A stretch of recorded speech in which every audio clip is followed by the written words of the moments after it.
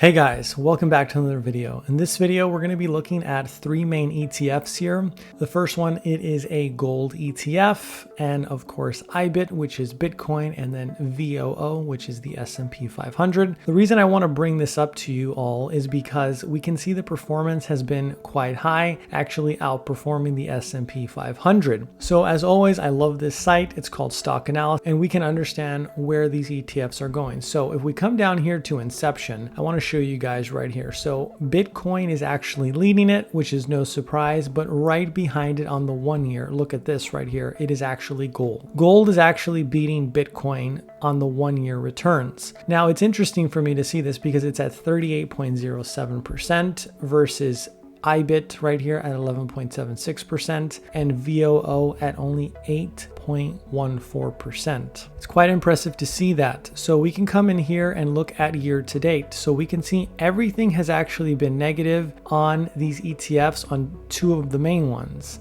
IBIT and VOO. But we can notice gold, year to date, it's up 13.64%. What is the clear winner here? I think it's good to have all three of these in your portfolio. Now, the next one that I want to throw in here is SCHD. So now if we look at SCHD, we can understand better where this is coming from. So if we look at everything year to date, we can see where this is lying. So we have gold, we have Bitcoin, we have the S&P 500, and then we have the solid dividends of SCHD. So we can see gold is leading the way and SCHD is almost right behind it in the sense of not losing as much money. We can see that Bitcoin and VOO year to date, because we are in a volatile market, is losing money. Even on the 1 month, we can see gold is still outperforming everything else at 2.73%. So I really like paying attention to this. Now let's look at the overview of these funds. As we look at these funds here, we can see that it's iShares Gold,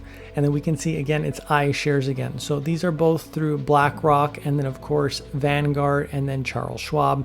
But what I love is look at these expense ratios. They're not that expensive, and we can see Bitcoin is actually the highest at a quarter right there. So it's not too expensive, because once you start getting into about the 1%, it can get a little pricey. So we can see that the price overall has appreciated quite significantly with gold. And I always like to go look at the performance. We can see the 1 month returns, the 6 month returns, the year to date, and then the 1 year.